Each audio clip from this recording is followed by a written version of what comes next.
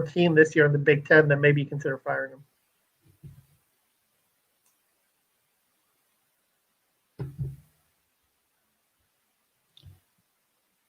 Just don't think that they'll do it. That they'll fire him this year? Yeah. Yep. I don't care what happens.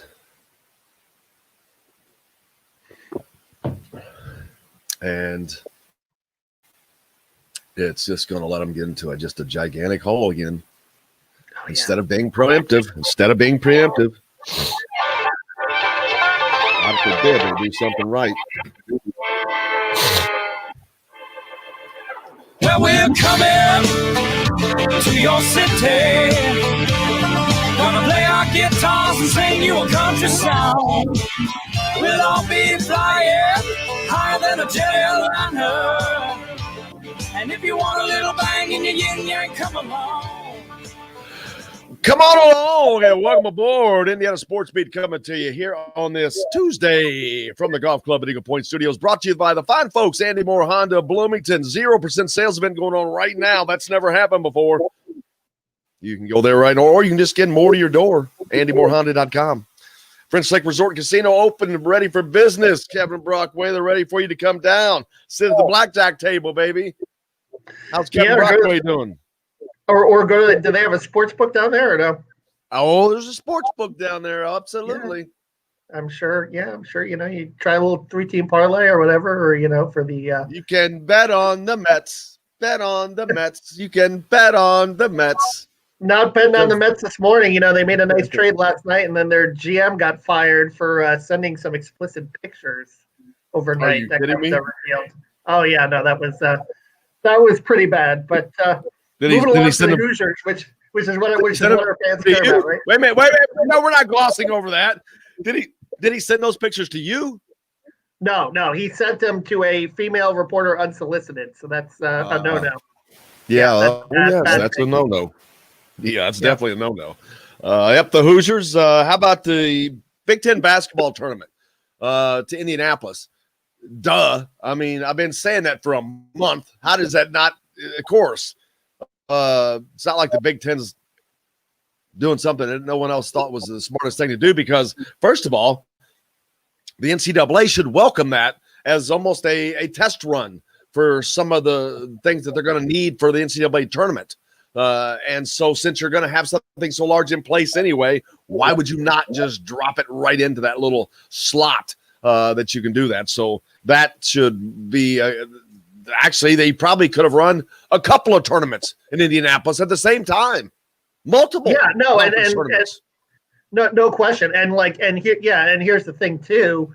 The teams that get eliminated that are probably into the NCAA tournament, just keep them down there and go through the testing, and then you don't travel back and forth. I mean, that's another smart point too. You get them started on the testing protocols. I don't see why, Big East tournament, move it to Hinkle, right? You could do the same thing with all the Big East teams. You could do that with, the IPUI's Fieldhouse, whatever, their Horizon, right? You could do that with the Horizon League also. Do it with all the teams that have kind of major arenas in the city, and that way you can keep the teams down there, and you could start the bubble process for all the teams that qualify for the NCAA tournament that are from those conferences. It makes a lot of sense. Yeah, I promise you that Charlotte or Nashville or whoever's hosting some of these Power 5 tournaments, though, or even though there won't be fans, I don't know what's going to be going on because I was watching that Baylor-Kansas game last night. They had all their cheerleaders in there, and they had fans in. Not full fans, of course, but they had fans in. And how about those Baylor? How about Dryce Brew and Baylor? Man, they look good. That's a good team. No, Scott Drew, he's getting it done there, and he's another Indiana guy, right? Valparaiso. So he's done a really nice job with that program, and I mean they were on the cusp last year too, and this year they're right there, and it's them in Gonzaga. And here's something to think about now. We're in mid-January, right? With Gonzaga, undefeated team, last undefeated team, Indiana at 76. Do you start to wonder if Gonzaga can entirely run the table this year? They play in a weak conference. They were challenged a little bit by St. Mary's, and I'm sure they'll see them again either later in the season or probably in the tournament. But this is a pretty special Gonzaga team, pretty tough team. So that's going to be worth monitoring if they can, if Gonzaga can stay undefeated into February. Yeah, I've been thinking about that. Well, that's generally the case. They play in such a weak conference. They end up being 20-2 each year. That second loss usually coming in the NCAA tournament to someone. Baylor is one of those teams that could do it, but it's going to take a team like but it's a team that they don't play much of. So, and it's not that they're not competitive with them. They are. But when you don't play them often, you're not battle tested. And when you have to play those types of teams 3-4 times in a row, a little more difficult than playing out there in that Mountain West or whatever it is, Pacific. The WCC, baby, the WCC, the West Coast Conference, the mighty Pepperdine Blue Waves or West Coast Cupcake Conference. Yeah. It's so it is different because listen, Gonzaga played a pretty tough non-conference. So obviously they beat Iowa. They had Baylor on the docket, and that game got canceled. But they played some tough teams in non-conference and won though. And this is a pretty deep or pretty special team.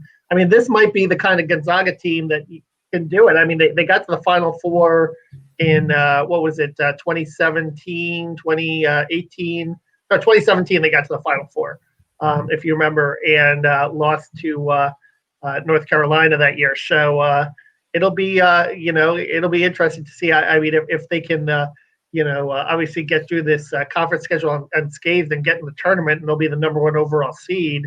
That will be worth monitoring for sure. But I agree with you because then you expose yourself to a long period of time without having that battle-tested mentality. But, maybe this is just a team that can handle all comers. Well, then the next question is, and this is to be asked outside of Hoosier Nation, because I know the answer for those that are inside, but outside, if they were to run the table and go undefeated, would that get an asterisk? Because of COVID, it may because and it would be interesting to see the number of total games too. Because I don't care how many games they don't play anybody. That's another reason.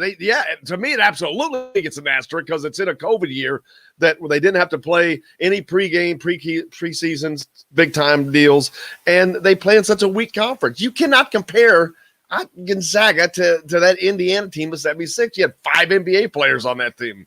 I mean, it's just. There's no comparison. It's not, there might be some NBA players on this Gonzaga team now. I mean, Suggs, they've got some good guys, Andrew Nemhard. But I think your point is worth taking, playing in the stronger conference during the season. It will not go down as the greatest of all time. It's just interesting that they can achieve it, I think, for the first time since '76 that nobody's ever done it.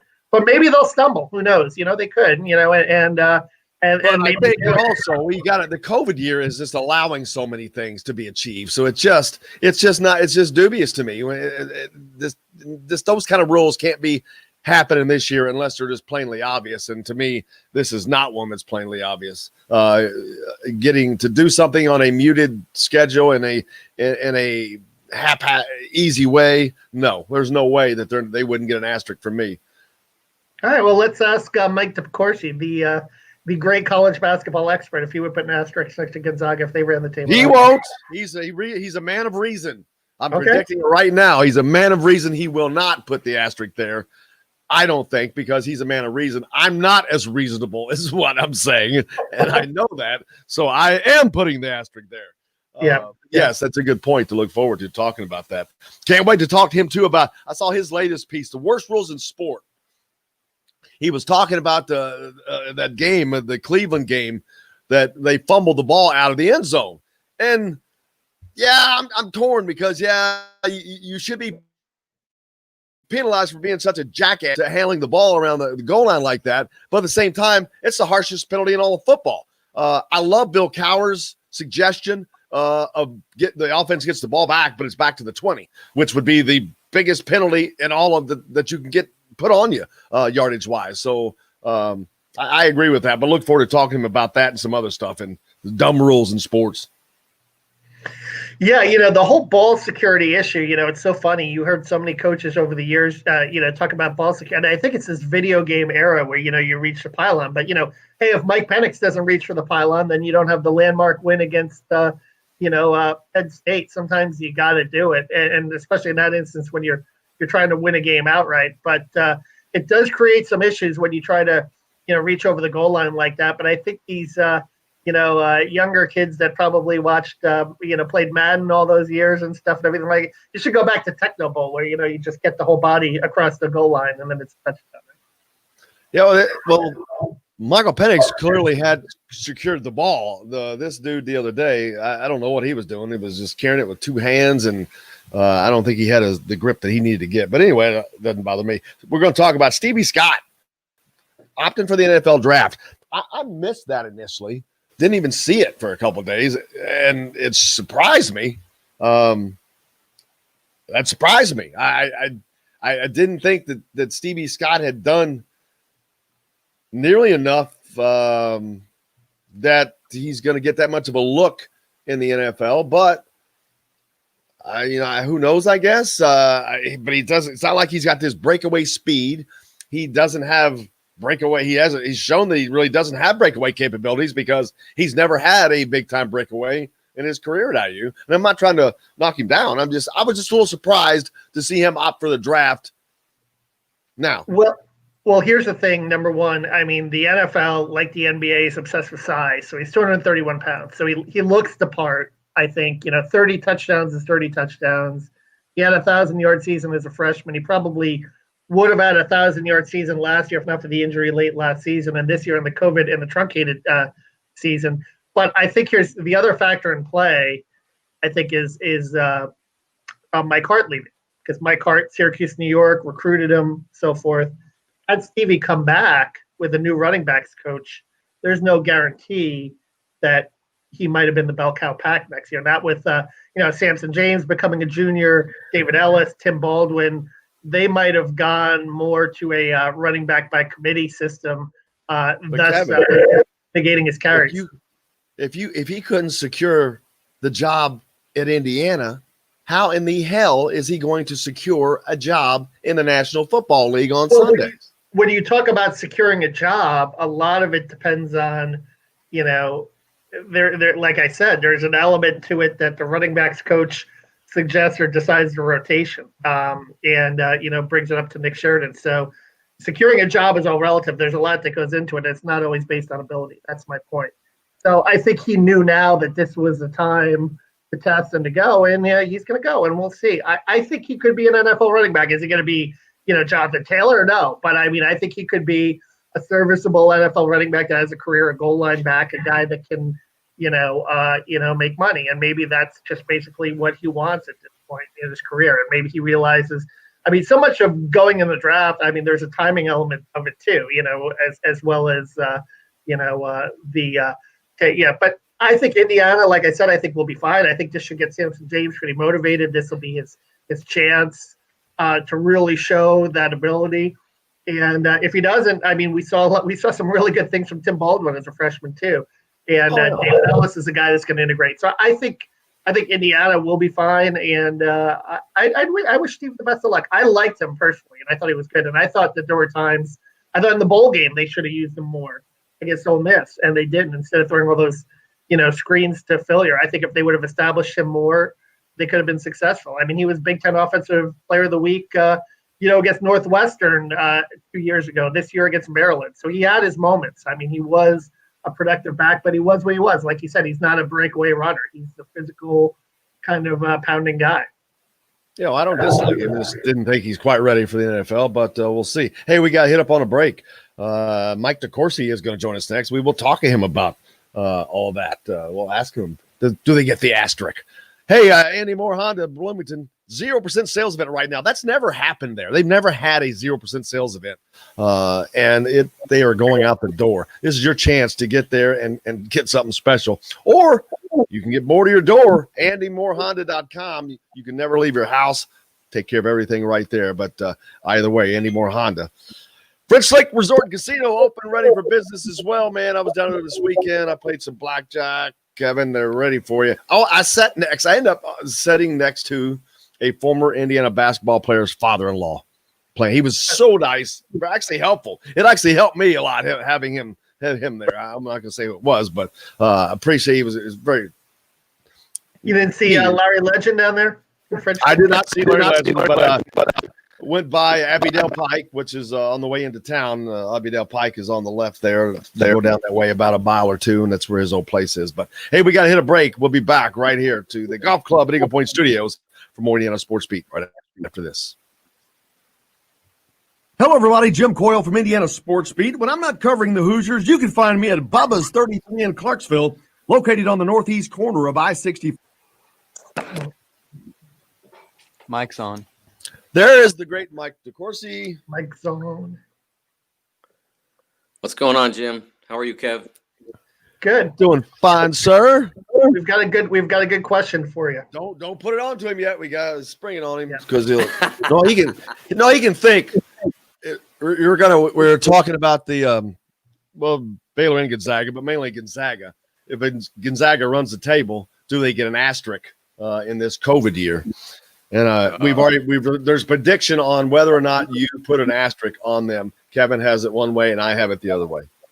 Really? Yes. We both have.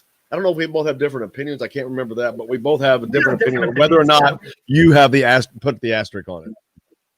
Oh! I see what you're saying. Okay. So one of you has been reading me, and the other hasn't. We'll find out who. Actually, I have been, but I missed that one because I was looking forward to talking to the dumbest rules in sports.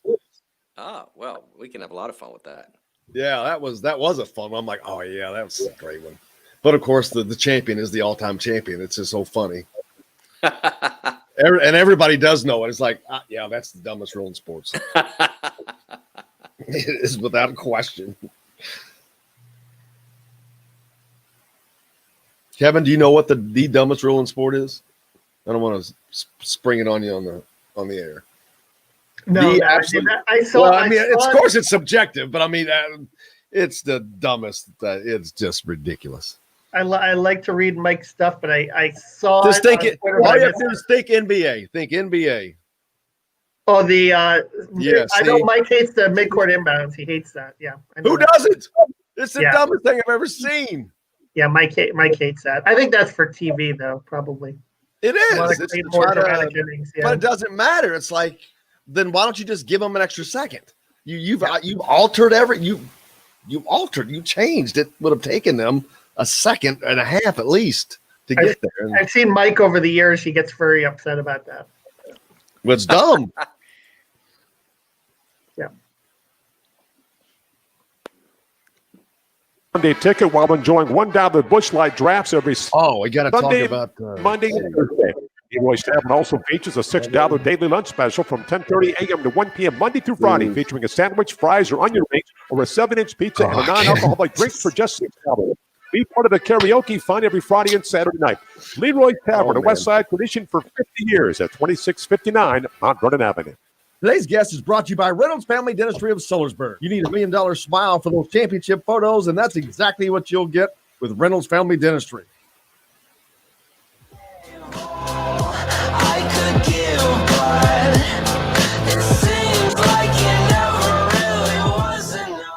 Welcome back. Indiana Sports Beat coming to you from the Golf Club at Eagle Point Studios on this Tuesday. Brought to you by the fine folks at Andy Moore Honda of Bloomington and French Lick Resort Casino.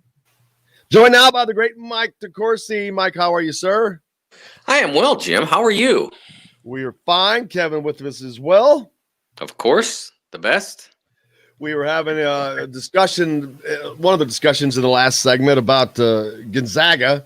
Of course, great program. They've had just a great run these last several years, but knock on them as they play in the weak conference and just get to run off some runs. But this year is even more muted because of the COVID situation and a lot of less games, less challenging games. And they've got a shot to run the table. And we were talking, if they were to go undefeated in this COVID year, do they get an asterisk? I said, absolutely they do. He doesn't believe. And I said, but he suggested we talk to you. I said, well, absolutely. He's the man of reason. And I said, I don't think that he will put an asterisk next to him because he's reasonable. I'm not reasonable. So they get an asterisk. That was my prediction. Well, I think I would absolutely add a designation to this, and that would be an exclamation point. Oh, man.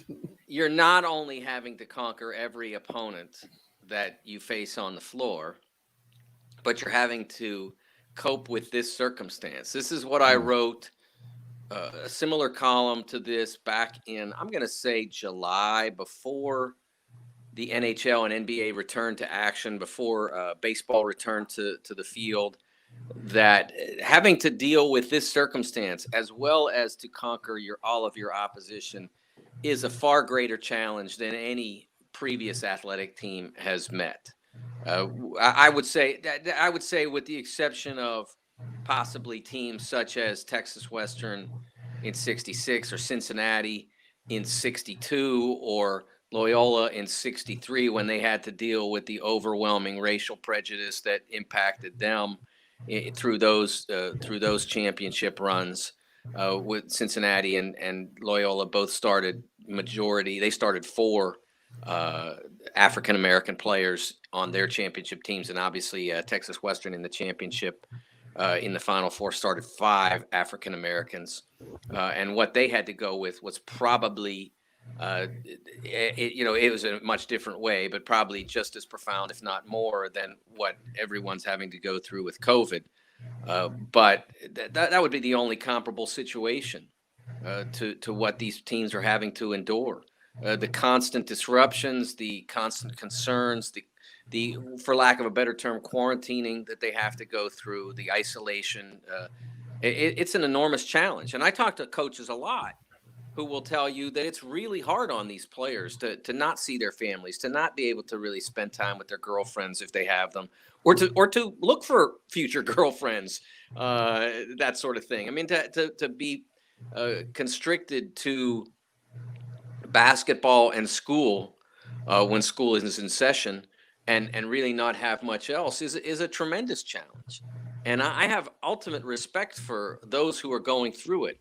I will say that relative to people like Kim Mulkey of Baylor and some others who have criticized the continuation of the season, that every one of those coaches that I talked to who described that enormous challenge also said that probably the only thing that would be more difficult for these athletes than continuing to play would be not playing at all. And so this is exactly what one would describe as making the best of an awful situation. Continuing to compete, continuing to play, continuing to train, all those things are essential to these athletes. And if you could say that if you did not do those things, if you did not play, if you did not have an active season, that all the players would be 100% completely free from any interaction with the virus at all, then obviously the choice would be, well, you just don't play then. But that's just like an absolute fantasy. If you didn't have a season, then the athletes would be off, not being tested constantly to assure that they haven't contracted it, and those who contract it not being isolated so that they don't spread it. Because in many cases they don't even know they have it. So this is again making the best of a difficult situation, a tremendously difficult situation. And so if Gonzaga goes unbeaten through all of this, it'll be a season like no other. Kevin? Mike, I guess the next question is, can Gonzaga do it? I mean, what are your thoughts? I mean, this is kind of a super team that they've assembled. Mark Few has built this program. You know, they got to the national finals, in 2017 and lost to North Carolina. But is this the year that they can do it? And how historic would it be to do it in the state of Indiana, of all places, which was the last team to do it, the flagship Indiana University in '76? Interesting coincidence that would be, indeed. I think that they certainly are capable of that. They have a tremendous team. I was talking about this with someone from Kentucky the other day. I said, if you gave Kentucky Joel Ayayi, just gave him, Kentucky would at minimum have its record reversed. When they're 4-8 now, they would be 8-4. Just having him, because he would solve like 90% of their problems. The ball handling ability, the playmaking ability, dynamism in the backcourt, the ability to make a shot. I mean, if he were at Kentucky, he'd be a first-team All-American, and he would solve almost all of Kentucky's problems. And he's considered to be the fourth best player Gonzaga has. Now, he may not be the fourth best prospect or whatever. He may be better than that. But Corey Kispert is averaging 20-plus a game and is one of the best shooters in college basketball. Drew Timme is a great big guy with terrific skill around the goal. And Jalen Suggs is probably going to be certainly the first college player taken in the NBA draft as a point guard who can attack and shoot and pass and do all the things you want to, and do it all at 6'5", do all the things you want a point guard to do. So it's just an amazing team that they've assembled there. And then beyond that, Andrew Nembhard is like your backup point guard when Suggs is out or hurt, as he's been a few times. Let's just stick Andrew out there, 6'5" and knows how to play, has 2 years experience on NCAA tournament level teams. It's just it's an amazing team. They've played a lot of the best competition in college basketball and handled it fairly comfortably. Kansas being one, Virginia, they pretty much blew off the floor. Those are terrific teams, and they had very little problems with them. Illinois, Iowa too. Like they beat Iowa pretty bad, didn't they? Iowa, yes, not Illinois, Iowa. It's a terrific team, and so yeah, I think that they can absolutely do it. Now it becomes a greater burden to continue to win those games as you get deeper in the NCAA tournament. I really believe that, and I can say that from experience because of the last half dozen or more teams that have gotten deep into the tournament, deep into the season with undefeated records. I was at the loss game for almost all of them. I was at Illinois, Ohio State in 2005 when the Illini went down to the final day of the regular season. I was at St. Joe's in 2004 when they played in the A-10 tournament in Dayton and lost to Xavier. I was at the Vegas game in 91, the Kentucky game in 15, obviously at the Final Four. So, and you can see that when teams in that circumstance get closer to losing, like they get into the final 5 minutes and it's still a game, or they get behind in that period, you can see this is something that they were not familiar with. Like it's like walking into a city without a roadmap, and you're in Paris or you're in Naples or something, and all of us, and you don't speak the language. And you don't have a map, and you got to get somewhere in a hurry. That's not a good situation, and that's kind of what all those teams looked like when they got behind. Yeah, and it's still gonna be a very interesting tournament because there's a lot of great teams. I mean, Iowa, you talk about those teams that look so good. Baylor, I watched them last night. Man, they look good. They made Kansas not look as good, but Kansas is really good too. It was just there's going to be some fun time. It's going to be a fun tournament. Even though this crazy year that's been and the starts and the stops, there's been some really, really fun games to watch. For their own sake, Gonzaga continues to try to arrange a game with Baylor. They had one on the schedule. It was wiped out by a COVID situation. I believe it was with Baylor at the time. And so that game was taken out. And Gonzaga really wants to play that game for the reason that they don't want to lose their edge. I think the West Coast Conference is better than people think it is, but it's not as challenging for the Zags this time for two reasons. One, they have the best team they've ever had. And two, when they go into San Francisco or they go to Pepperdine or they go to Santa Clara, those are all capable teams. But they're not on Gonzaga's level. I mean, they're good mid-major teams. Gonzaga is a great high-major team. And so when they go into those places, they have one advantage. Or they have one disadvantage, I should say. And that is that they go in and the other team knows that this is their Super Bowl. Like if they can beat Gonzaga in a year, that's something that they can always hold on to. And so they go in and there's like 5,000 people and it's not a very big gym. What would be by Division I terms in a lot of those venues, somewhat bandboxes. St. Mary's has kind of a bandbox. And Indiana high school so they gym go is what you're saying. No, Indiana high school gyms are often bigger than these. So they go in, and those fans are like electric because they know that like they can play a part in what would be the biggest result of their team, of their school, of their programs season. And now they don't have to do that. The Zags don't go in and have to face the San Francisco Dons and 5,500 people screaming at the top of their lungs. They just have to face the Dons. And so it's easier. It's not the same. And so that's one of the reasons why I think they can go through undefeated, is that it's not as hard to play in those venues. And of course, when they play BYU on the road, which they still have to do, ordinarily it's 24,000 people at the Marriott Center. And now they're, again, not going to be that. And a couple of years ago, I think it might have been the 17th season, but they took undefeated all the way down to the last day of the regular season and couldn't get it through because of BYU and that crowd. So I think that it's going to be easier, and it's never easy to go undefeated, but it's going to be easier for them to get to that stage. But once you get in the tournament and it's everybody thinks they can win the national championship, or if I win this one game and I get to the round of 32, or if I win this one game and I get to the Sweet 16, I can hang that banner forevermore. And especially if I beat Gonzaga, I got a story I can tell my grandkids.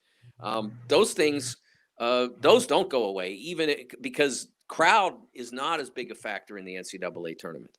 It's really more the circumstance. Mike, when you're that much better than another team, though, and all the other teams in the conference, and sometimes you can get by winning, playing your B- or your C game, does that catch up to you think, at some point?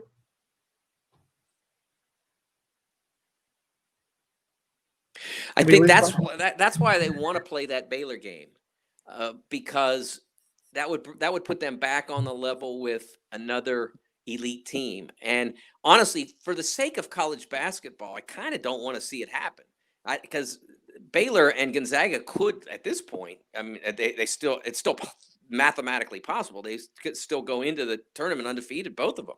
It's going to be it's harder for Baylor than it will be for Gonzaga for two reasons. One, I believe Gonzaga's team is better, and Baylor's league is better. So it's going to be harder, but at this point, it's still possible. So I think it'd be pretty cool. Plus, I think it would be really cool. I think those are the two best teams, and it'd be better if those two teams weren't on the same floor at the same time until they absolutely had to be. Whether that would be, I think if they both get into the tournament with significant records, it probably wouldn't be possible until the national championship game. So I think that would be a good thing to have. But I understand why Mark is pushing for it, because he wants to have his guys get one more shot at a high major and remind them, this is what you're going to have to beat when you get into the tournament. These are very good teams we're playing, but they're not that. And so we have to be sharper, better. We have to continue to aspire to that level. And so that's why he wants to do it. But if it doesn't happen, BYU is a challenge, but not an extraordinary challenge. I mean, it's like winning the second round. It's not like winning that Elite Eight game. So I do think that it will be a little bit of a challenge to get sharp again. But honestly, they've blown that away on multiple occasions, and so have other programs. I mean, the idea that if you don't play at the highest level, then you can't advance in the tournament, or you won't know what's coming. I mean, then Wichita wouldn't have made it in 13, or George Mason in 06. Those teams would have never made the Final Four runs, or VCU in 2011. They all had to raise their game at some point, and they did. So hit a break I think they'll be fine relative to that. The other thing is the idea of being, are you sharp enough if you don't play for a period of time? That's another one that comes up relative to them, because they have traditionally played their conference tournament and ended it the week before Selection Sunday on a Monday. So they get 6 days before Selection Sunday and about 11 or 12 before they actually have to play. Some teams have been worried about that, but Michigan ended its tournament in 2018 on the Sunday before Selection Sunday because the Big Ten moved to New York that year because they wanted to be in the Garden, and Michigan still ended up in the championship game. So I think those kinds of things are things that people say because they sound right, but really don't turn out to be true. I agree. Make sure you follow him, give him a follow, and especially read about the worst rules in sports because I agree with everything he said. Mike DeCourcy, you're my favorite, man. Appreciate you so much. Thank you for joining us each week. Thank you, Jim. Thank you, Kevin. Have a great day. We appreciate you. The great Mike DeCourcy joining us from the Sporting News, Fox, and BTN here on Indiana Sports Beat. We got more coming up. Chronic Hoosier is going to join us next. We're going to talk about the irony of Tennessee's situation, looking for a football coach and an AD. Coming up next here from the Golf Club at Eagle Point Studios. Back right after this. Hello, everybody. Jim Coyle from Indiana Sports Beat. When I'm not covering the Hoosiers, how about the Volunteers? About those Vols. Now, did they go after Tom Allen? No, Jeff Brom. Yeah, didn't they go after him the last time? Yeah, they did. He talked to them the last time. Yeah. He talked to them to get a little bump. Gave him a little pay bump is what that got him. Yeah. But Tennessee is probably not where he was wanting to go next. I think that Notre Dame was, but I don't think Brian Kelly's going anywhere anytime soon. Yeah, exactly. So, and Purdue is not where he wants to be long term. I'm telling you, I think he thought he was going to go to Purdue. He was going to run through that contract, have the success that we all thought he was going to have, and then he was going to move on to Notre Dame because it would have been timing, right? Ain't working out that way. No. And Tennessee is a place where he could go restart and get paid big daddy bucks. But he's already getting paid big daddy bucks. That's the thing. He's getting good money. Are they going to pay him more than $5.5-6 million? How the hell can they? Yeah. I mean, I know it's Tennessee, but they got. Well, they're talking about the guy from Coastal. They're probably going to go after him. Jamie Chardwell. Yeah. That would, fits into the Southern thing a little bit better. Yeah. I mean, Tom Allen, he ain't going. He's not going anywhere. But I think, I'm in the camp with you that he signed the big deal and he's not going anywhere. I don't think he's interested in going anywhere. Why would he? Hell, right now they're in a position to challenge Ohio State for the Big Ten East next year. Yeah. I wrote about Ohio State being a little vulnerable, losing Fields and Sermon. Alave is back, but they'll be breaking in a new quarterback next year. I'm surprised he's coming back. What's up, Chronic? What's going on? Yeah. Brother, just living another day in paradise. Indeed it is, man. Talking about the irony of Tennessee looking for a football coach and an AD. I'll tell you what, if you ever want a blueprint for how not to run an athletic department or a program, that's probably the blueprint right there. Yep. And it started with bringing Phil Fulmer in. Yeah. No, I mean, literally, it'd be like, boy. Back in Yes. Exactly. But worse. Maybe worse. Recipe for dysfunction. Special from 1 p.m. Monday through Friday, featuring a sandwich, fries, or onion rings, or a 7-inch pizza and a non-alcoholic drink for just $6. Be part of the karaoke fun every Friday and Saturday night. Leroy's Tavern, a West Side tradition for 50 years at 2659 Mount Vernon Avenue. Today's guest is brought to you by Reynolds Family Dentistry of Sillersburg. You need $1 million smile for those championship photos, and that's exactly what you'll get with Reynolds Family Dentistry.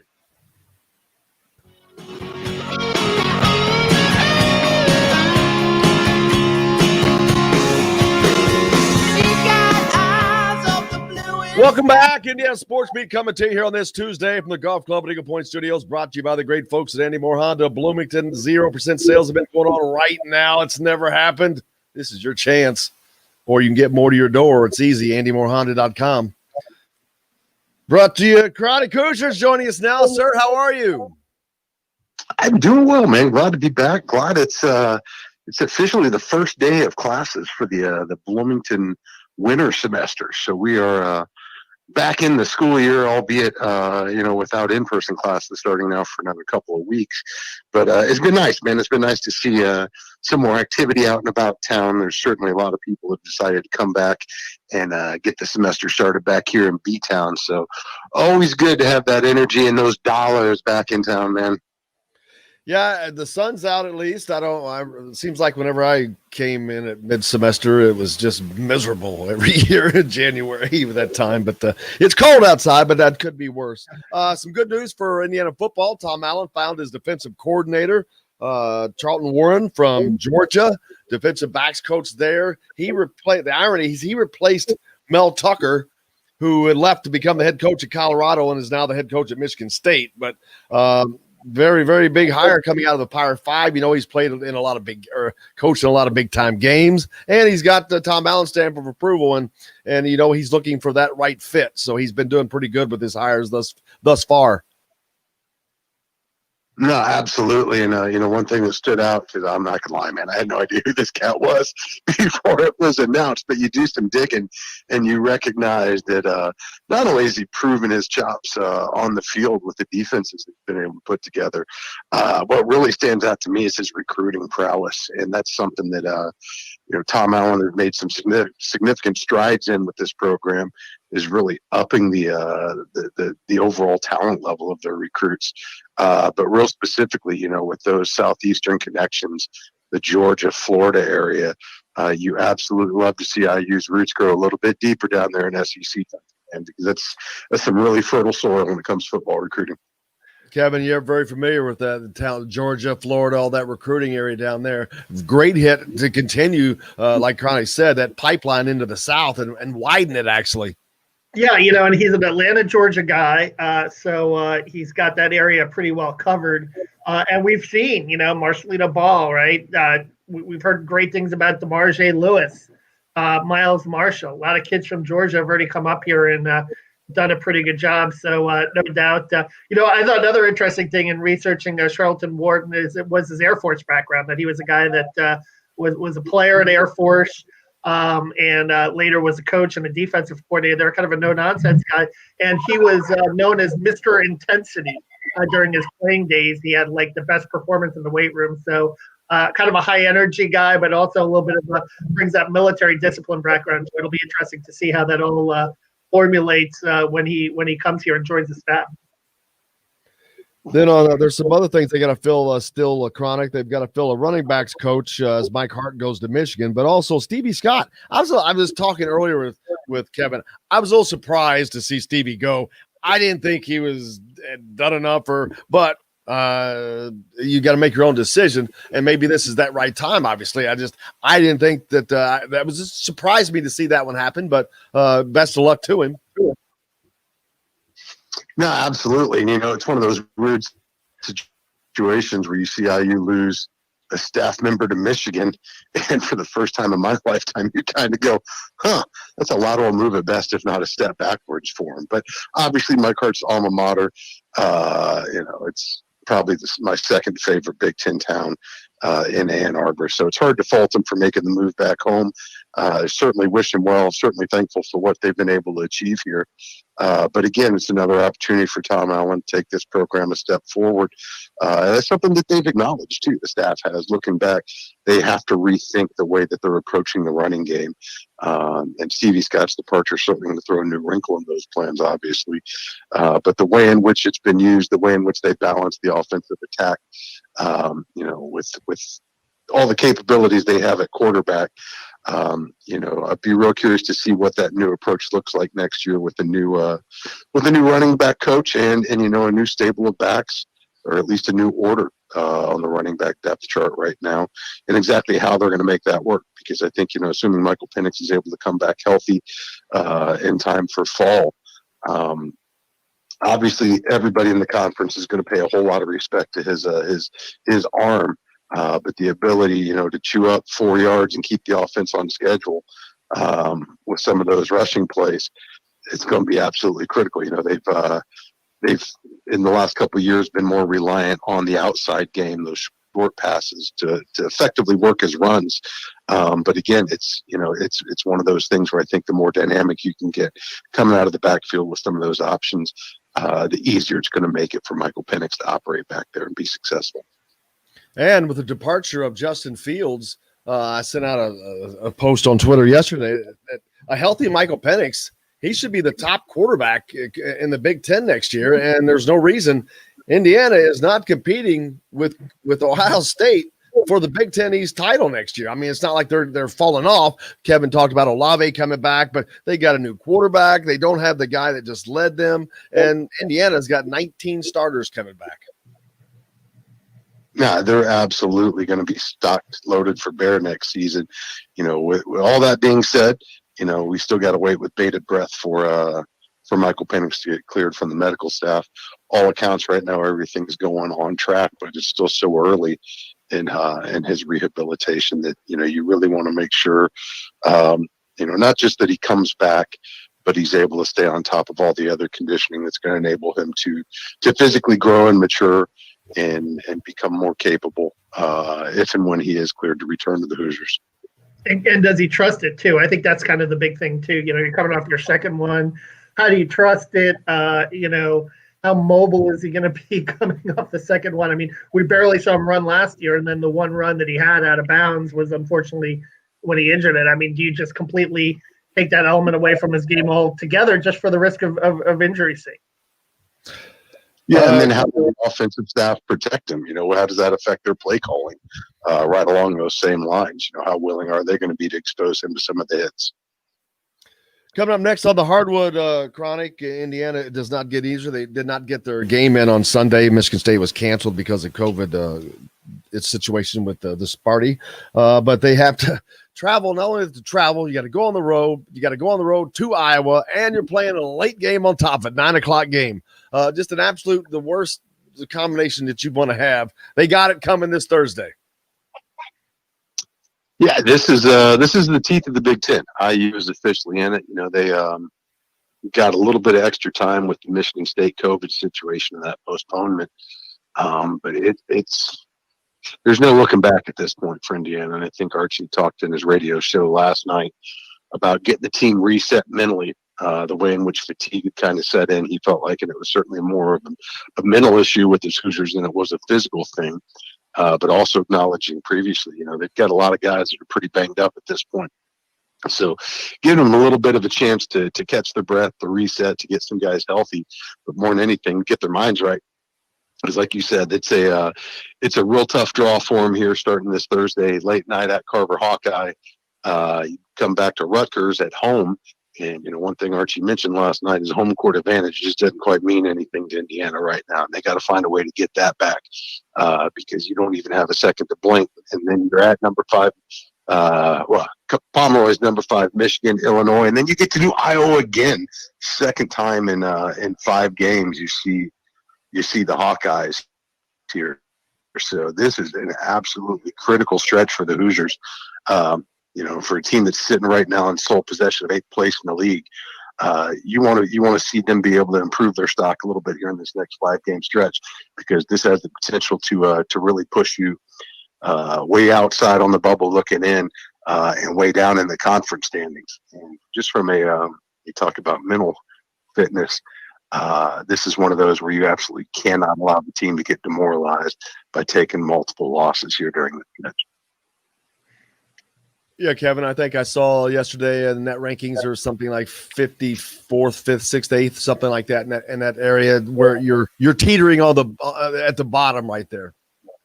Yeah, 58 in the net, but I think that it's interesting to see how it'll be interesting to see how Indiana uses this time to reset. And Archie on his radio show talked a lot about the defense, getting that aspect of the game back together, and you're facing an explosive team in Iowa offensively, obviously led by Luke Garza, and you've got Wieskip and Hannon and Frederick, all of those very talented offensive players. But I think Indiana traditionally has gotten up for Iowa. They have played them well traditionally, so maybe a combination of the rest and the fact that you've facing a team that you've had a little bit of success with in recent years maybe Indiana comes up with a surprising effort up there Thursday night, albeit against the fourth team in the country. You can go up there and play free and easy and have that rest and see if you can come out and make a game of it. Chronic, this kind of reminds me of a few years ago. I mean, was it 3 seasons ago maybe? They go up to Michigan State. That was probably the most improbable win of Archie Miller's career or tenure at Indiana yet. This kind of game fits into that situation. It's not a game that you're expecting a lot, to be honest with you. But it's one that if Iowa's just off and Indiana's on, crazier things have happened. No, it's certainly it would certainly be exactly the type of jolt that this team needs at what you would imagine is the exact right moment. The big thing that just concerns me, and I'm sure is keeping Archie up at night, Iowa is just so effective from the 3-point line. There's really nobody that they put out on the floor that doesn't have the ability to get some shots up on you. And for an Indiana team that's proven to have some difficulties, some real struggles in figuring out how to balance 3-point defense in the pack line scheme that Archie's running. This is going to be a huge, huge test for that defense. And I think Archie was spot on. You look at where the team's kind of gotten stumbled here as of late. Usually those offensive droughts are going to be preceded by some defensive lapses. And, here we are a little past the midway point of the season right now. We started this year wanting to know what this team's identity was. This was the year where we felt like it really should be cemented. It should be evidenced in their play.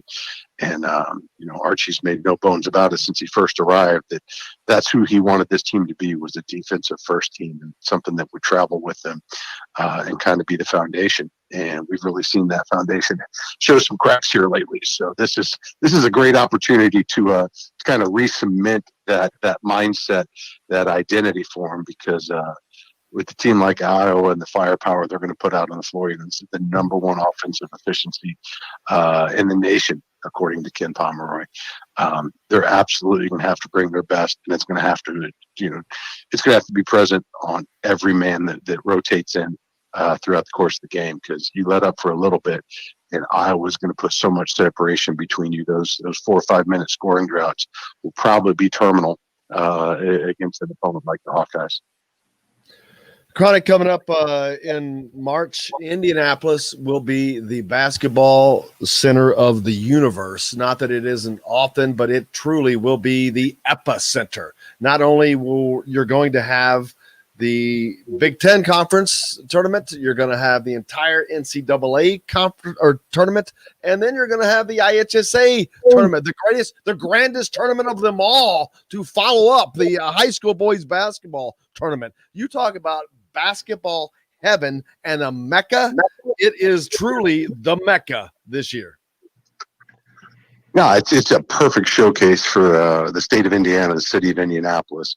It's a state's passion, and it's a great opportunity to showcase it. Now, unfortunately, we're not going to have the ability to share these cathedrals that we've built for the game with fans, or at least a decent number of fans.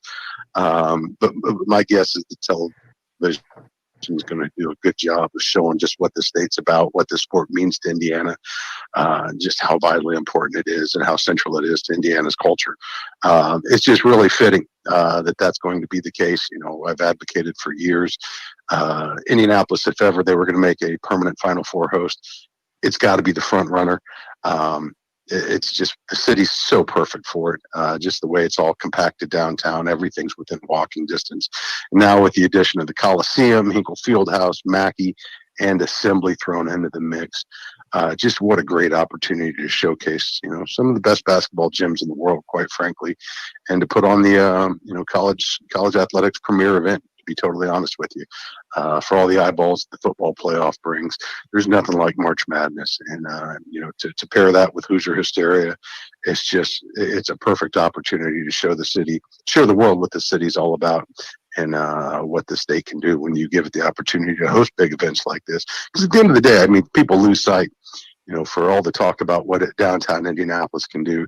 You got to go a couple miles west on 16th Street. And this is a city that every year puts together the world's largest single spectator sporting event in the world, in the Indianapolis 500. So if they can put 400,000 people over in Speedway, we can bring a couple thousand basketball players in and pull it off without a hitch.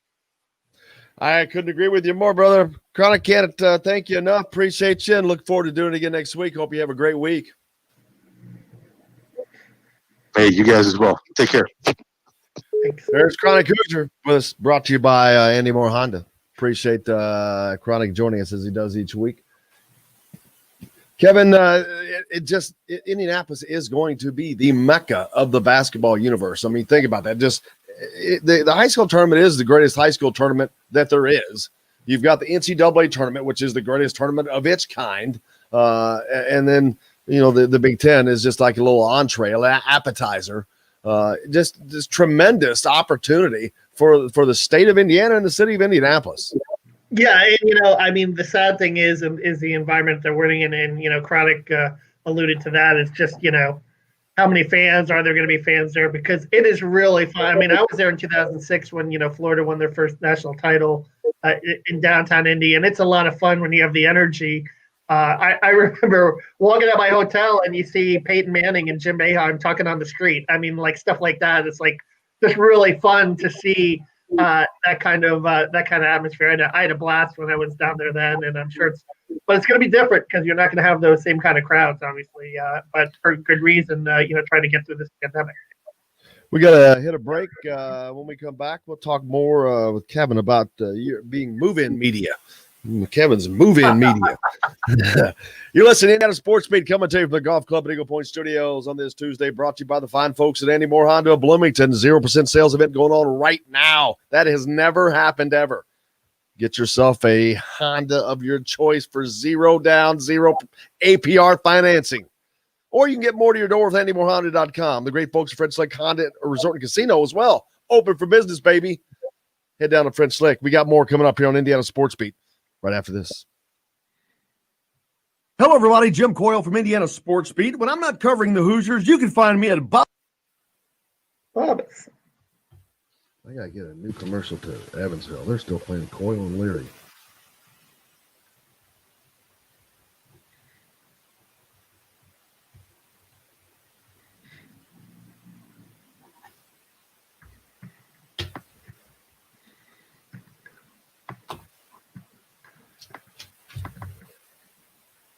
Oh, a good schedule tonight. Purdue at Ohio State.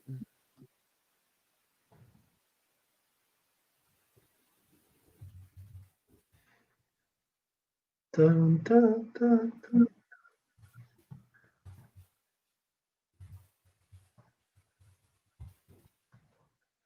Egg won't make Charlton available, I'm assuming, until after he makes it do the official thing, I guess, will they?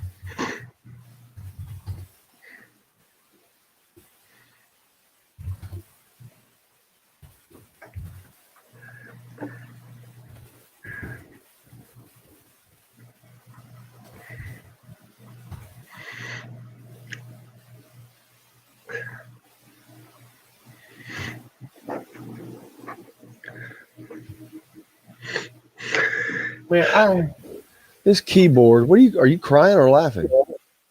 Me? Yeah. No, I was just rubbing my nose. I put my trust in you.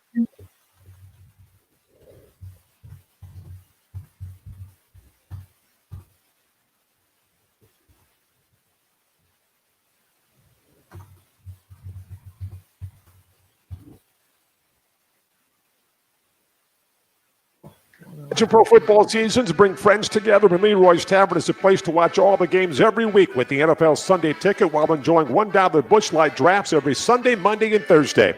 Leroy's Tavern also features a $6 daily lunch special from 10:30 a.m. to 1 p.m. Monday through Friday, featuring a sandwich, fries, or onion rings, or a 7-inch pizza and a non-alcoholic drink for just $6. Be part of the karaoke fun every Friday and Saturday night.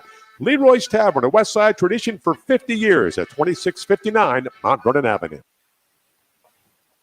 This segment is brought to you by Bubba's 33 in Clarksville. Pizza, burgers, beer. So hard and got so far, but in the end, it doesn't even matter. I had you. Rocking it out here on this Tuesday. Welcome back. Indiana Sports Beat coming to you from the Golf Club at Eagle Point Studios. Brought to you by the fine folks at Andy Moore Honda Bloomington. Yeah, you ready to go? Are you ready? I requested that rejoin, You did? I finally got to do it in karaoke last Friday. I found a student to do the rap part, and it was awesome. It was a lot of fun. You had a student to do the rapping part? Yeah. That was at the old office lounge there in Bloomington, right? Yep, beautiful office lounge. That's his spot. He's on stage, baby. What was it? Was that song? Oh, that was a country song. But yeah, it's on stage. Perfect. Yep. Move-in media. That's what Move-in Media does, right? We go to karaoke. I hear you not been playing well with our friends in the media. You've been going at it with Dan. Little something, how it is, but he can't let go of that comment I made last year about the scheduling. What can I tell you? But you have to set the stage here. Kevin's had his little bickering with Dan Dockage. I don't have a dog in that fight. Dan's been on the show. Like, Dan, I think Dan's great.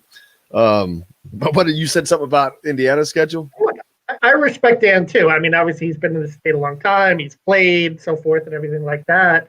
And there's a lot of what he says I agree with. But last year, I kind of discussed the scheduling with him. We went back and forth on Twitter. And my point was last year that they were kind of a younger team. Trace Jackson Davis was their best player. They were trying to figure out roles for guys. And that maybe it was a good idea to kind of ease things in a little bit. And they still played Florida State last year. They still played Louisiana Tech. They played some halfway decent teams. This year, the tougher schedule is justified because they have a more experienced team. And Trace is a year older and so forth.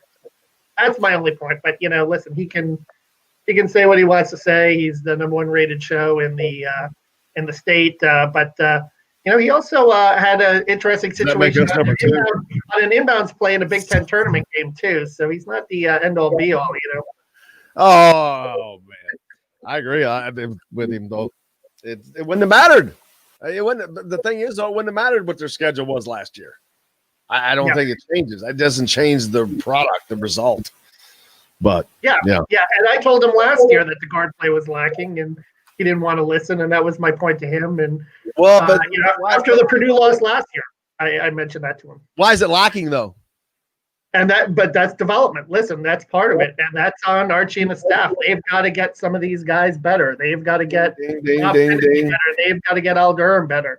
They've gotten Armand Franklin, I think, better. You got to give him a little credit for that. Although Armand was coming off the injury, he was a little wild with the shooting, obviously, but he played hard and did some good things in that Purdue game. But you've got to build that supporting cast, and then I don't know what we'll see from Parker this year, but they certainly could use the shooting off the bench, and he's a problem. Here's a problem I see for Indiana basketball too. Yeah, I watch a lot of videos that just pop up in board, YouTube, whatnot, and old stuff. But one of the things that I forget. Oh no, it was actually I was listening to AJ's pod with Jay Edwards, and he was talking about Joe Hillman teaching him a lot, and that was hard to do. Teaching Jay Edwards anything, it was a chore. I mean, he was just a young, brash guy. He'd be probably the first guy that would admit that, say that. But that was a chore to get that done when he was young. But he mentioned Joe Hillman. Joe Hillman was the older. He was the oldest guy. He was the vet on that team going out. And that's how it used to always be, though. You always had the veterans, and they would just destroy the freshmen, but break them down, build them up. And that was a process. That is not going on right now. Who the hell's doing that with this team? The veterans are the ones that aren't aren't there. It's the younger ones that are stepping up. You got Trace Jackson Davis. He's a sophomore. That's your leader. So when you don't have leaders at the top, when your veterans, your seniors, and your juniors are not your leaders, that's not getting passed on. There's no then that means it's been broken. There is no continuation of that development from the inside out. And it's just a broken chain. And that is that's a perfect example of that during this tenure. It is just, there's not been there. Well, let's take a look at from 2010 to 2015, the one and dones were in vogue. Obviously, Kentucky won the national championship in 2012 with the generational talent, Anthony Davis, and Duke had those teams. But to counter that, you've got to get old and you've got to stay old. And I think right now, Indiana's in that dilemma where they haven't stayed old. Yeah, and their best players are their older players, obviously, with regards to Finney being a junior and Al Durham being a senior. Your best guys have to be your veteran guys to have that respect to pass down. And I think that's just kind of where Indiana is right now. Unfortunately, they're in that cycle where, you don't have I was looking up Justin Smith. I was curious about him, seeing what he was doing. And he's averaging about what he was averaging in Indiana. He's about 10 and 6 rebounds. He is what he is. But he would have been a veteran guy, and he would have been a guy that could have, helped in the post rotation this year had he stuck around. But obviously he had other plans, and he maybe didn't mix with some of the current players here. But you have to get. I think college basketball is a little bit of a different time in the 90s and the early 2000s, and that guys stayed longer. The best guys stayed longer, and you don't have that dynamic anymore, unfortunately. Well, I was not having a problem with that dynamic. A lot of teams aren't having a problem with that dynamic. Baylor's not having a problem with that dynamic. Gonzaga's not having a problem with that dynamic. I think there are plenty of coaches that are not having problems with that dynamic. No, and I think and the ones that have, like Duke and Kentucky, they chose to have a problem with that dynamic. So I think there are plenty that are not. I think that that you pointed out the fact that there's a problem, all right, but it's self-inflicted. No, yeah, and guys are transferring too, and that's not healthy for a program either for Indiana. Guys like Justin Smith transferred, Demezy Anderson, and some of them transfer because of playing time or they don't feel their roles fit, but that's not healthy for a program either when you lose guys and you don't necessarily recoup them. And then you add Brunk's back injury to the mix too. He's kind of an older veteran guy, but again, he's not a guy that's he's serviceable, but is he really started 31 games last year, put up decent numbers, not great numbers. But I think that's kind of the key as far as getting older and staying older. Now, I guess Archie said that Brunk has started on the underwater treadmill last night on his radio show, and that he's not completely ruling him out, and they'll have a better indication a month right now. But if they can get him back, I think that would certainly help because Archie talk. I think what we're seeing right now is Trace Jackson Davis and Race Thompson being stretched a lot further probably than they should be. There was no doubt. But you don't have an outside game. I mean, other than when Armand Franklin gets hot and stays hot, and he's done a great job of that. You got hurt that took a little ding, but he tried to step back in, but he can't be the only guy, and he is the only guy. He's a sophomore and he's got a senior and a junior around him, but they're not doing much for him. And the freshmen are still trying to find their way. It leaves Armand actually kind of on an island a little bit. But he stepped up and hey, you got to give it to him, man. He's certainly tried to step up.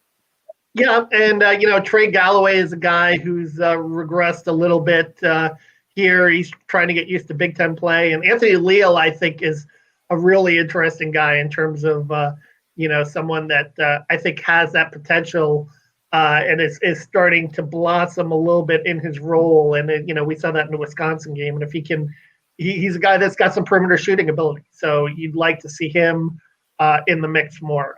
Christian Lander right now frankly, he's lost, and can't pick up things defensively, unfortunately, which is really hurting his time on the floor. If you remember they brought him in that Purdue game and they immediately went after him on that inbounds play, and he missed his man, and they got an easy layup. So it's stuff like that he has to learn. But he's a 17, 18-year-old. He should be a senior in high school right now. And unfortunately, they probably have not done as good a job as they could in developing him too, and getting him ready for the college game for whatever reason. And part of that's on the staff also, and on, like you said, on the older players, on the veteran players. Christian, and here's the thing about Christian Lander. I'll say this here because here's a topic. Should he have just stayed in high school? No, I don't think he should have. I still think he's better off in Bloomington, whether he's playing as much minutes as people thought he would or not. He's still better off here. He's at a much higher level. He's still learning at a higher level. He's being developed physically at a higher level. Now, I'm not sure if he's being developed any better as a basketball player, but you would think that naturally you have to, simply by being around the talent he's around. I still think he's, especially when you look at this being a COVID year. My daughter has not, she's basically given up on high school. Not given up on, she does her work, but like they went today and she's like, I don't care. She doesn't care if they go or not. And I mean, man, it just stinks that you're not in school. So he wouldn't even really be in school probably. So he's better off here. I think he's learning more than he would had he not been here. He can recoup. But I don't think if he was coerced to do it, I don't think that was right. Yeah. And I don't know. That's something that you'd have to approach his family about or so forth. But he will recoup the extra year, I think, which is a good thing with the COVID year. He could stay a fifth year if he wants to, and still have that experience. So I mean, that's something that this is almost like a redshirt year for him to just kind of learn and be exposed. But it's a physical league. The physical nature of the Big Ten too, for a kid that's coming out of his junior year in high school, that can't be discounted. They did work hard to get him bigger and stronger. And I think with Christian too, sometimes the shot selection is a little off. He does have that perimeter out to the 3-point line, but sometimes I think he feels like because he's getting so few minutes, he has to force things, and it's resulted in a low percentage. Dude, he's probably never had to learn as much in his life at one time, because it's like any Division I sport is a class. It's a upper level. It's a 300 level class, and it comes at you 100 miles an hour. And your mistakes, they're not written out with a red marker. They're seen by a million people on television. So it's a different situation, man. It's a much more difficult classroom. Hey, we got a little more coming up before we finish up here on Indiana Sports Beat. Listen to us from the Golf Club at Eagle Point Studios, brought to you by Andy Moore Honda Bloomington. 0% sales event. Get out there right now. We're back with more right after this. Beat, when I'm not covering the Hoosiers, you can find me at Bubba's. Bubba's 33 in Clarksville. Best food. I love it. I love their food, man. You do? It's their food. Dude, their food is incredible. It's made fresh every day. There's no their first food's not frozen. It's made fresh every day, and it is excellent. Yeah, I didn't know. I like the one in Greenwood. I like the burgers there. The burgers are good. Shoot, everything they have is good. Their pizzas are good. I've never had a pizza from a place that wasn't a pizza place that was as good as theirs. It's a really good pizza is the Ale Emporium up in Greenwood. They have really good pizza, and they have good. The Hermanaki wings are good too. Yeah, well, they don't sponsor me, so you should get them to sponsor you. They're good. Put my trust. You should get them to sponsor you. I know, right? Seriously, if you go in there, just tell them. Just do an exchange for gift certificates. Yogis. Get yourself some gift certificates. Yeah, well, you hooked me up with Yogis. I went there Saturday night. I was at I saw the Bills game there. Should have told me. Oh, I wasn't home. You were in French Lick, yeah. I was in French Lick. Yeah, but karaoke on Friday night at Office was fun. In the beginning, there was barely anyone there, and then in the end, some students came in, and that's when I did. In the end, I saw this kid, and I'm like, "Hey, do the rap part." I always wanted to do this song. Try so hard and losing on. In the end, doesn't even matter. See what you started, Will? This is your fault. I'm just doing what the man says. Dun, dun. That's a great song, though, you gotta admit. Yeah, who sings that? Poor guy committed suicide. Chris Payton. Lincoln Park. Yeah, maybe they should sing it. Ha! Kidding. I've heard me sing. Trust You're me. a funny guy.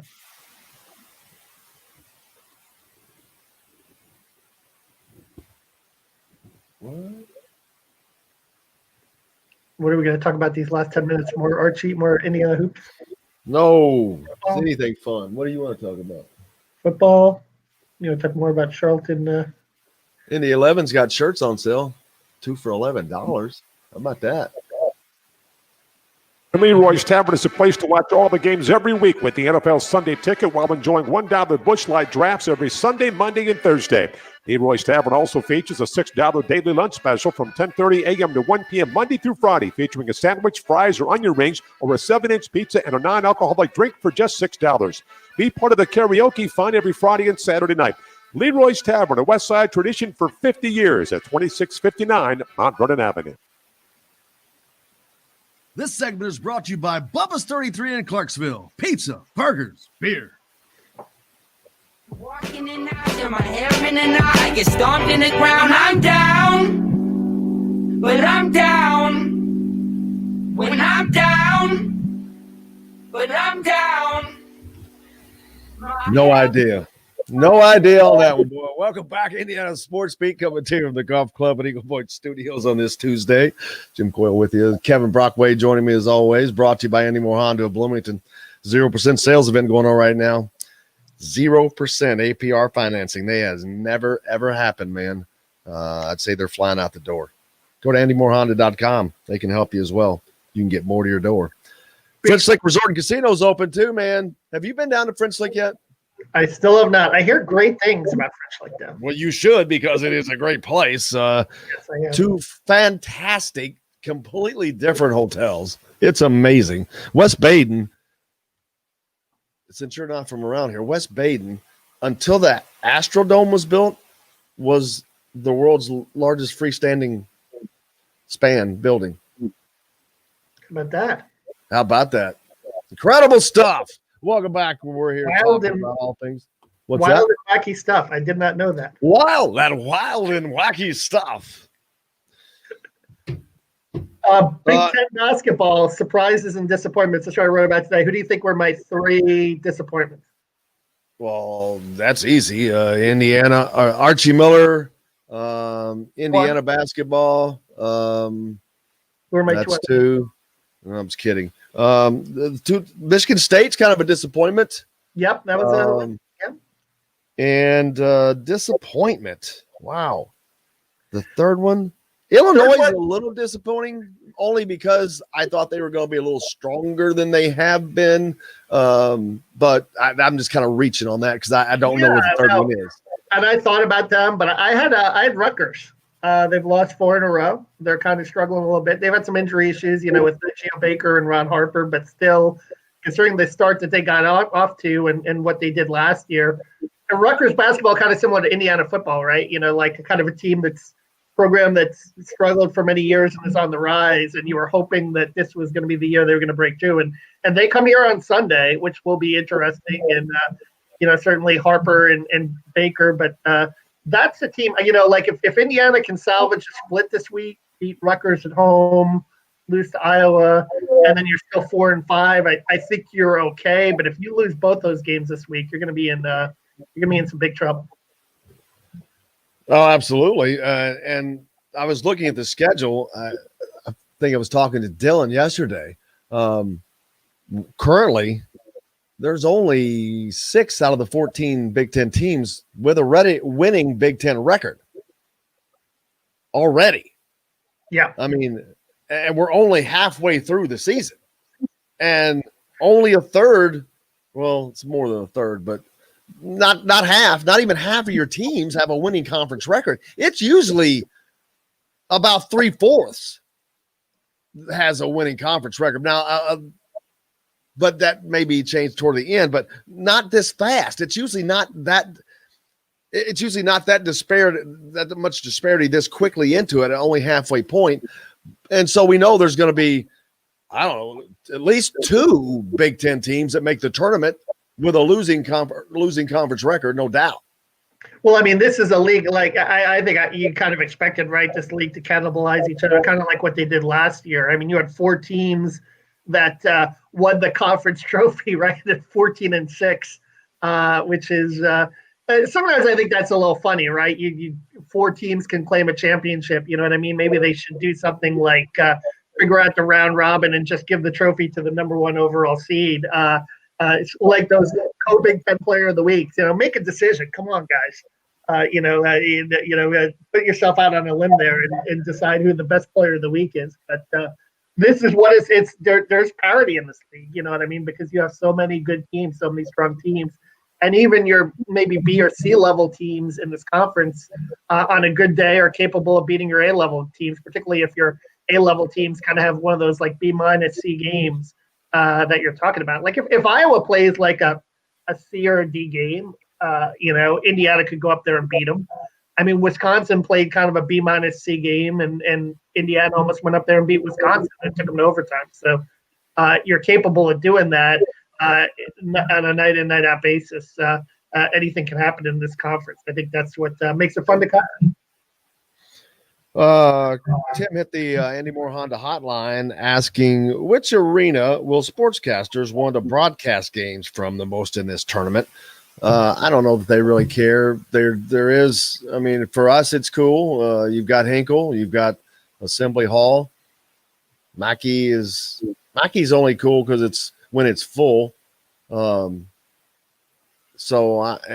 other than that, the story I don't think they really care, to be honest with you. If there were fans, that would change it. They wouldn't care. Because they would all be incredible venues if there were fans. Of course, if there were fans, we wouldn't have this situation.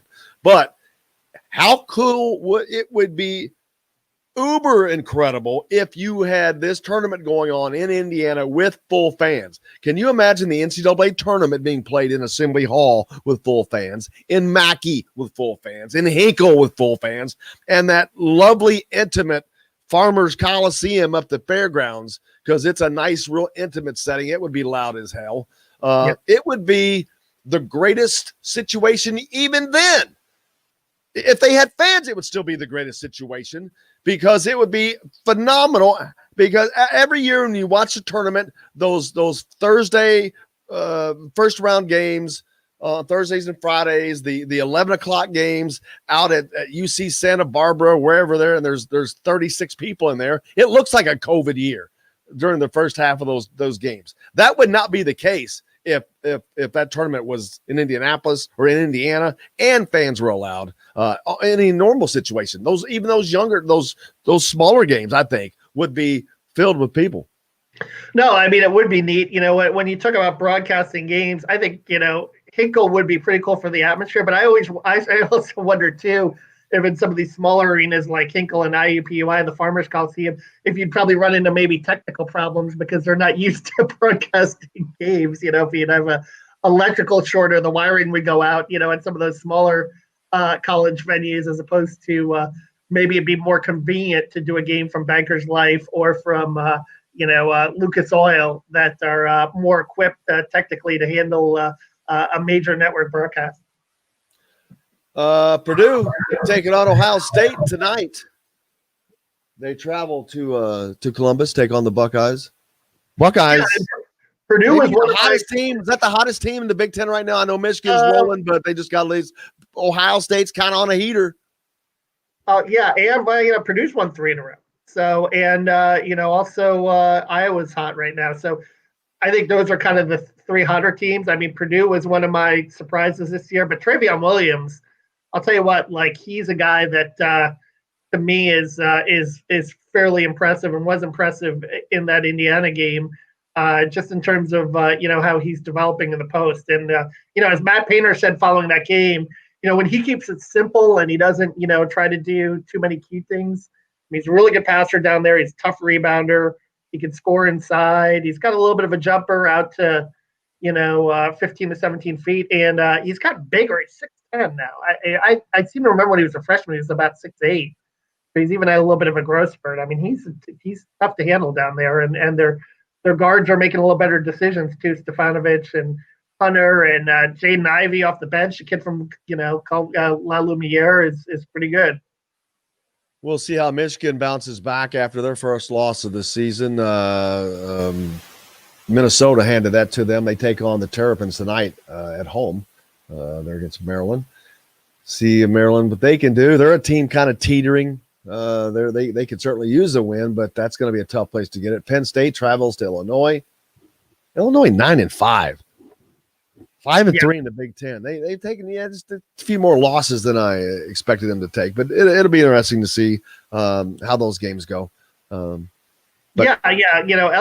with Coburn and Desumnu obviously are two guys that are probably two of the 10 best players in the conference, right? So you have to see if you can continue to build around those two guys, but. Brad Underwood is building something there, and they'll be coming back to Bloomington in early February. So, but Indiana, if you remember last time, they played them pretty tough up in Champaign around Christmas time. So, you've got if you're an Indiana fan, you got to hope that you can get back some of these games at home and be in a similar situation to last year where you finish up a little bit stronger and you're 9-11, 10-10 in the conference and. Maybe try to squeak in the tournament. You're 3-4 now, but you can't let it unravel, and it could unravel this week. I think this is, like I said, a really big week. You got to kind of split this week and stay around the 500 mark. We'll certainly see how it turns out, man. I can't thank you enough, as always. Enjoy getting out to Yogi's. But we'll be back tomorrow to do this again. Rashard Fant going to sit in tomorrow. Looking forward to that. Cal Nedrip, of course, will be with. Will join us as Jordan Hulls as well. See what else we can get done, but looking forward to that. Hey, don't forget, Andy Moore Honda of Bloomington having a 0% sales event right now. It's the first time ever you can get out there and get 0% APR financing or more to your door with AndyMooreHonda.com. French Lake Resort and Casino also open and ready for business. Both the hotels open, casinos rolling. Been a fun day as always. Can't wait to come back and do it again tomorrow. Kevin, thank you very much, brother. You're welcome. It was a great hour and a half. It blew by very quick. Always, we'll be back again to do it tomorrow. Until then, make sure you do something nice for somebody and please wear your mask. Until then, I'm Jim Coyle. I will see you on the radio.